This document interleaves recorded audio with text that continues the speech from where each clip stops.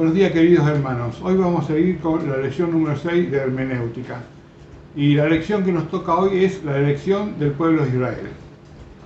Y qué mejor que leer la Biblia para poder entender un poco todo este tema. Vamos a Deuteronomio capítulo 7, versículos 6, 7, 8 y 9. Yo acá lo tengo en la versión internacional que me parece que está un poquito más clara y llega un poquito más.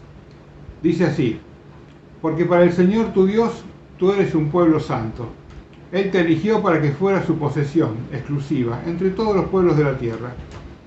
El Señor se encariñó contigo y te eligió, aunque no eras el pueblo más numeroso, sino el más insignificante de todos.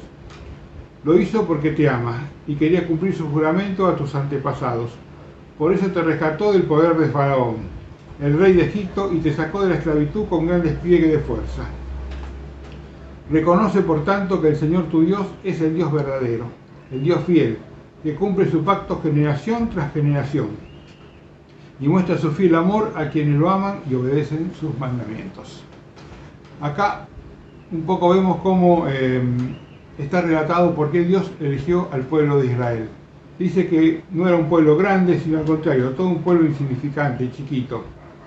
Pero lo hizo para cumplir un propósito, que dice acá que también que fue liberado del faraón de Egipto, y dice que lo sacó de Egipto con un despliegue de gran fuerza.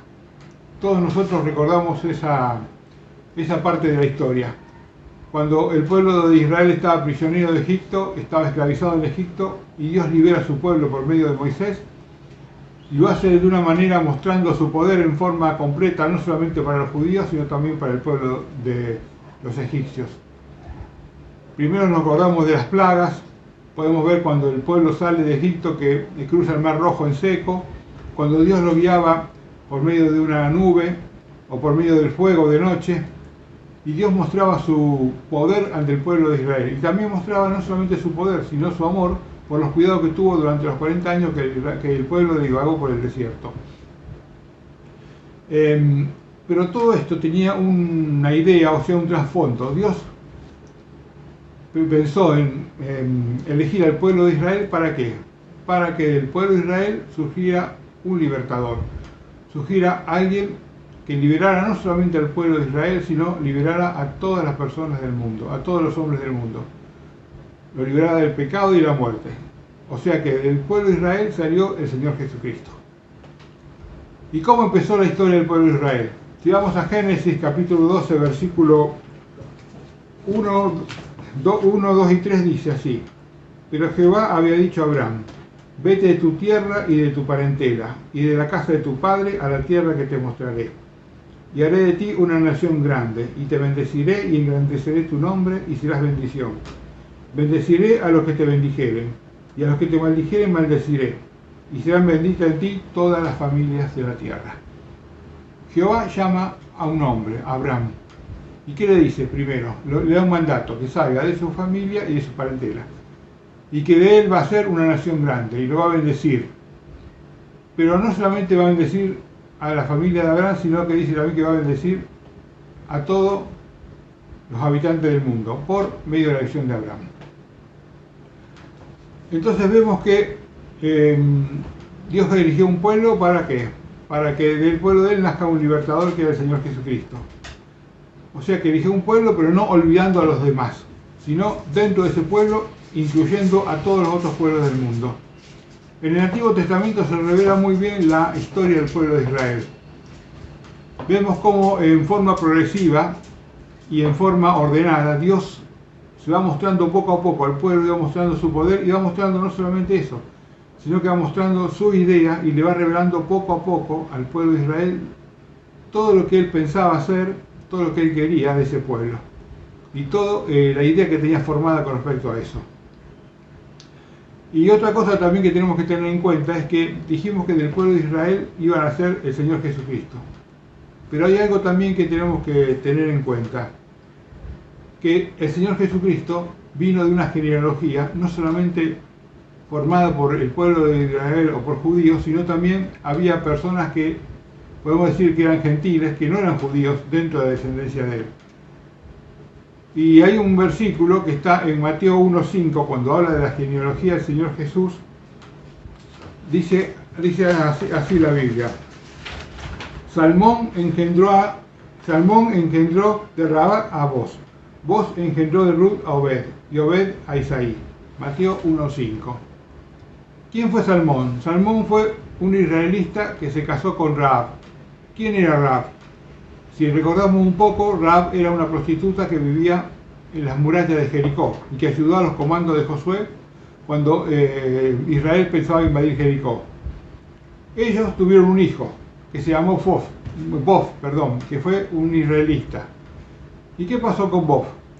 Tuvo una esposa que se llamó Ruth, que también figura en la Biblia, y Ruth era una mujer moabita. Ellos tuvieron un hijo que se llamó Obed. Obed fue el padre de Isaí. ¿Y quién fue Isaí? Fue el padre de David. Y después vemos que toda la descendencia de David vino el Señor Jesús, que también se le llamaba hijo de David. O sea que dentro de toda la genealogía del Señor vemos que hay personas judías y personas, podemos decir, gentiles. Bueno, dijimos también que Dios se mostraba y se comunicaba con el pueblo de Israel. Ahora, ¿cómo se mostraba y cómo se comunicaba Dios con el pueblo de Israel?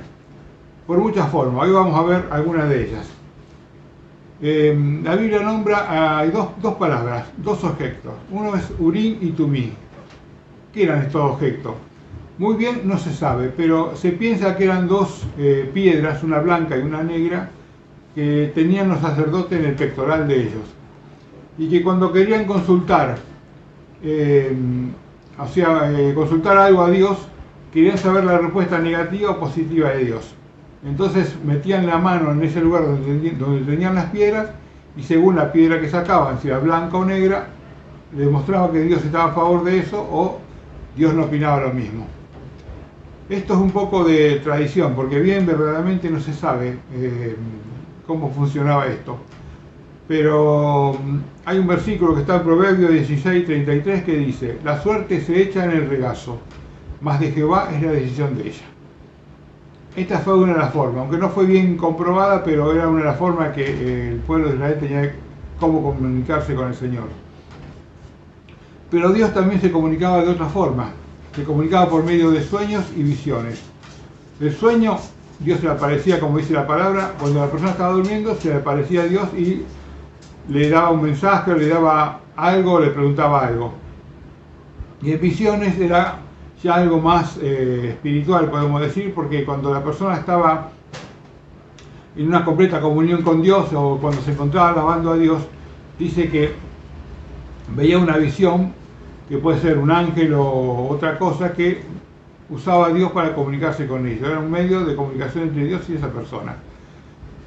Si vamos a 1 Reyes capítulo 3, versículo 5, hay una de las formas que dice que Dios se le apareció a Salomón. Dice: y se le apareció Jehová a Salomón en Gabaón una noche en sueños, y le dijo Dios: pide lo que quieras que yo te dé. Este es un ejemplo nomás de cómo Dios se comunicaba en este caso con Salomón por medio de un sueño. Pero esto no terminó acá, sino también dijimos también que se comunicaba por medio de visiones. Y en Hebreos 9:10 dice: había entonces en Damasco un discípulo llamado Ananías, a quien el Señor dijo en visión: Ananías. Y él respondió: heme aquí, Señor. Y el Señor le dijo: levántate y ve a la calle que se llama Derecha, y busca en casa de Judas a uno llamado Saulo de Tarso, porque aquí él ora. Dice que estaba Ananías y el Señor le dijo en una visión. ¿Se acuerdan ustedes de esta escena, de esta historia? Que fue cuando Ananías va y visita a Pablo y lo instruye a Pablo en el camino del Señor. Pero no solamente las personas creyentes, o podemos decir que seguían al Señor, veían visiones o podían comunicarse con Dios. Dios también se manifestaba a las personas que no eran hebreos y que muchas veces también eran gente incrédula, ¿no? En Génesis 4:17 dice: entonces Faraón dijo a José: en mi sueño me parecía que estaba a la orilla del río. Aquí Faraón. ¿Se acuerdan de la historia de José? Cuando fue primero prisionero de Egipto, después fue liberado por Faraón y llegó a ser un gran personaje dentro del pueblo de Egipto. Pero acá el faraón tuvo un sueño, o sea que Dios usó el sueño de ese de faraón para que para que José pueda escalar, podemos decir, en la jerarquía del gobierno y llegar a ser lo que fue. Luego vemos en Mateo 12:12 dice: pero siendo avisados por revelación en sueños que no volvieran a Herodes, regresaron a su tierra por otro camino. Otra vez Dios se aparece en sueños. ¿A quién se aparecen esta vez? A los tres reyes, o a los reyes podemos decir, que se dirigían a Belén para poder adorar al Señor Jesús. Acá el Señor se le aparece en sueños avisándole que no vayan a ver a Herodes porque corría peligro la vida del Señor Jesús. Así que vemos como aquí también el Señor se presenta con visiones y con sueños. Pero también hay otra cosa que tenemos que tener en cuenta, que muchas veces el Señor se presentaba en sueños, en visiones, pero no era una cosa bien directa y bien clara. Entonces necesitaban a alguien que la tradujera. Entonces podemos ir a Génesis 48. Dice así: ellos le dijeron: hemos tenido un sueño y no hay quien lo interprete. Entonces le dijo José: ¿no son de Dios las interpretaciones? Contádmelo ahora. Acá, ¿se acuerdan ustedes de la historia del copero y el panadero que estaban prisioneros junto con José? Y entonces tuvieron un sueño y ellos no lo entendían. Entonces le pidieron a José que lo interpreta. Y José lo interpretó y terminó. Al final se acuerda que uno muere y el otro es liberado y sigue su trabajo. Luego hay otra forma también en que el Señor se presenta a las personas. Esto es algo mucho más directo, se llama teofanía, que es la aparición ya, podemos decir, espiritual o corpórea del Señor para hablar con alguien. Y esto pasó también en Éxodo 3:2, podemos verlo.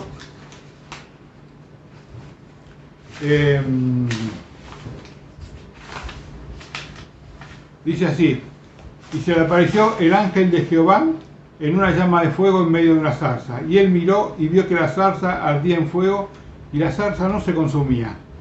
Entonces Moisés dijo: iré yo ahora y veré esta grande visión. ¿Por qué causa la zarza no se quema? Acá se aparece, dice la Biblia, el ángel de Jehová. ¿Y quién era el ángel de Jehová? El ángel de Jehová en el Antiguo Testamento era el Señor Jesús mismo. Y aquí se le aparece a Moisés, cuando lo prepara Moisés para liberar al pueblo de Egipto. O sea, no fue un sueño ni una visión, sino que Dios mismo se le apareció a Moisés para que pudiera liberar al pueblo de Egipto y darle todas las instrucciones y expresarle su voluntad. Pero después hay otro también. Podemos ir a Mateo 3:16. ¿Se acuerdan ustedes del bautismo de Jesús? Que dice así la Biblia: y después, cuando que fue bautizado, subió luego del agua, y aquí los cielos le fueron abiertos, y vio el Espíritu de Dios que descendía como paloma sobre él. Y hubo una voz de los cielos que decía: este es mi Hijo amado, en quien tengo complacencia. Aquí es algo mucho más espectacular. ¿Por qué? Porque están las tres personas de la Trinidad manifestándose. El Hijo está siendo bautizado, el Espíritu Santo que desciende como paloma, y se escucha la voz del Padre de los cielos declarando que Él era su Hijo. Vemos como aquí la Trinidad se está manifestando y está dando un mensaje tremendo, no solamente a los que estaban en ese momento, sino que nos llegó también a nosotros. La confirmación de que Jesucristo era el Hijo del Dios viviente. Otra forma que tenía el Señor de manifestarse era por medio de ángeles. Dice Lucas 1:19: respondiendo el ángel le dijo: yo soy Gabriel, estoy delante de Dios y he venido a hablarte y darte estas buenas nuevas. Acá fue cuando el ángel se presentó a Zacarías y a Elizabeth, que estaban deseando tener un hijo, pero hasta ahora no habían podido. Entonces aquí se presenta un ángel y les dice que van a hacer un hijo, y ese hijo iba a ser Juan el Bautista. Pero hay también otra aparición de un ángel, y esto fue también en el Nuevo Testamento. Podemos verlo en Lucas 1:26, que dice: al sexto mes, el ángel Gabriel fue enviado por Dios a una ciudad de Galilea llamada Nazaret, a una virgen desposada con un varón que se llamaba José, de la casa de David, y el nombre de la virgen era María. Esta es una historia que todos conocemos, como un ángel se presentó a María. Dice la Biblia que fue el ángel Gabriel. y le hace un anuncio importante que es la llegada del Salvador. Entonces hemos visto acá cómo Dios se manifestó por medio de, dijimos, de sueños, de visiones, de ángeles, de muchas formas para tratar de comunicarse con el hombre, que el hombre entienda su voluntad, que el hombre comprenda su voluntad y que el hombre también trate de, podemos decir, ayudar a Dios para que Dios pueda cumplir su voluntad. Nosotros somos instrumentos de Dios para cumplir la voluntad de Él. Pero ¿qué pasó? Hemos estado hablando de cómo Dios se manifestó en esa época, en la época de cuando se escribió la Biblia, hace 2000 y pico de años atrás. ¿Y cómo Dios se manifiesta ahora? ¿O Dios se cayó y ya no se manifiesta más? No, Dios se sigue manifestando. Vamos a Hebreo 1:1, dice: Dios, habiendo hablado muchas veces y de muchas maneras en otro tiempo a los padres por los profetas, y en estos postreros días nos ha hablado por el Hijo, a quien constituyó el heredero de todo y por quien asimismo hizo el universo. Aquí vemos la gran manifestación de cómo Dios se sigue comunicando. ¿Por medio de quién? Por medio del Verbo. ¿Quién es el Verbo? Su Hijo Jesucristo. Dice que Dios habló de muchas formas antes, pero ahora nos habla por medio del Señor Jesús. ¿Y cómo nos habla el Señor Jesús a nosotros ahora? Vamos también a la Biblia. 2 Timoteo 3:16 dice: toda la Escritura es inspirada por Dios y útil para enseñar, para redarguir, para corregir, para instruir en justicia, a fin de que el hombre de Dios sea perfecto enteramente y preparado para toda buena obra. Dijimos entonces que Dios se manifiesta ahora por medio de ¿qué? Por medio de su palabra. Nosotros tenemos este gran privilegio ahora de buscar a Dios en todo momento y poder leer su palabra y poder escuchar lo que Él quiere de nosotros, poder leer lo que Él quiere de nosotros y poder saber lo que Él quiere de nosotros. No importa cómo nos sintamos, no importa si estamos tristes, contentos, no importa si estamos pasando una necesidad o tenemos abundancia. Sea la situación en que estemos, Dios está dispuesto a escucharnos y Dios está dispuesto a hablarnos. Tenemos un gran elemento que es la Biblia. Tenemos una obra valiosa acá en nuestras manos. Entonces, si tenemos esa obra valiosa, sepamos aprovecharla. Dios quiere que mantengamos un diálogo fluido con Él, que le contemos a Él por medio de la oración nuestras cosas y Él nos va a contestar por medio de su palabra. Hermanos, no descuidemos esto, el diálogo con el Señor. Está bien que ahora no podemos juntarnos mucho en la iglesia, no podemos estar todos juntos, pero sabemos que estamos todos unidos por el Espíritu Santo. El Espíritu Santo y la sangre del Señor Jesús nos está uniendo a todos. Entonces, lo bueno y lo hermoso es que podemos orar por los hermanos, podemos orar por nosotros mismos, podemos escuchar a Dios y podemos hacer todos juntos, aunque no estemos juntos en forma material, pero si estamos todos unidos en forma espiritual. Dios nos bendiga para que sigamos conociendo y amando más a nuestro Dios. Amén.